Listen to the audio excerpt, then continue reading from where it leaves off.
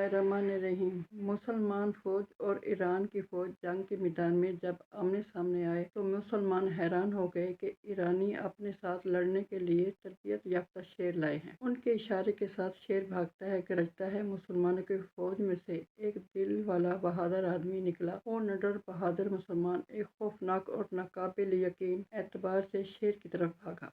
और मेरा ख्याल है तारीख में ऐसा कभी नहीं हुआ कि एक आदमी कारी शेर का शिकार करने भागा हो। दोनों फौजें हैरत से देखने लगी। आदमी चाहे कितना ही मजबूत क्यों न हो, शेर का सामने कैसे कर सकता है। वो बहादुर हवा की तरह शेर की तरफ उड़कर गया। इस बहादुर के सीने में कामिल मुसलमान का ईमान और हिम्मत, जो खुदा के सिवा किसी से नहीं डरता, बल्कि इसका अकीदा था कि शेर ही इसे डरे। फिर इसने अपने शिकार पर शेर की तरह छलांग लगाई और इस पर कई वार किए, यहाँ तक कि उसने उसे मार डाला। ईरानियों के दिलों में खौफ तारी हो गया। वो इन लोगों से कैसे लड़ेंगे जो शेरों से नहीं डरते। चुनांचे मुसलमानों ने उन्हें जंग के शुरू में ही भगा दिया। साद बिन अबी वक्कास रज़ियल्लाहु ताला अन्हु इस नौजवान के पास गए और इनका सर चूमा। उस नौजवान ने आजिज़ी के साथ साद रज़ियल्लाहु ताला अन्हु के कदमों को बोसा दिया और कहा, आपकी शान नहीं है कि मेरा माथा चूमे, बल्कि मैं चूमता हूँ। क्या आप जानते हैं कि शेर बहादुर कौन था? हाशिम बिन उतबा इब्ने अबी वक्कास थे। ये खुद भी सहाबी रसूलुल्लाह सल्लल्लाहु अलैहि वसल्लम से सहाबी रसूल साद बिन अबी वक्कास के भतीजे थे। इनका लक़ब मरकाल था, यानी बहुत तेज दौड़ने वाले। इतने तेज के शेर को भी शिकस्त दे डाली। ये वो लोग हैं जो हमारे असल हीरो थे, ना कि फिल्मी एक्टर और